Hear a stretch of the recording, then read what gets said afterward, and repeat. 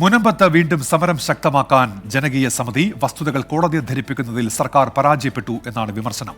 അതേസമയം തുടർ നടപടികൾ എങ്ങനെ വേണം എന്നതിൽ തിരക്കിട്ട ആലോചനയിലാണ് സർക്കാർ.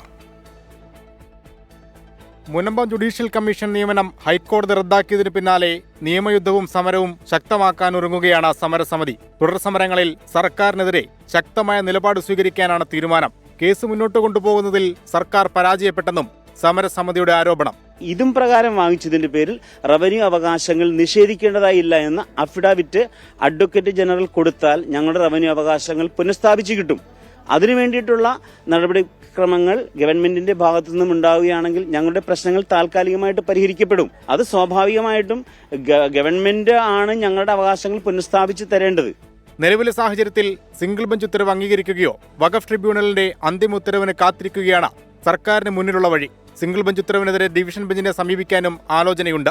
എന്നാൽ എന്തിന് ജുഡീഷ്യൽ കമ്മീഷനെ നിയോഗിച്ചെന്ന സിംഗിൾ ബെഞ്ചിന്റെ ചോദ്യത്തിന് കൃത്യമായ മറുപടി നൽകാൻ സർക്കാരിന് കഴിയാത്തത് തിരിച്ചടിയാകുമെന്നാണ് നിയമവിദഗ്ധരുടെ വിലയിരുത്തൽ.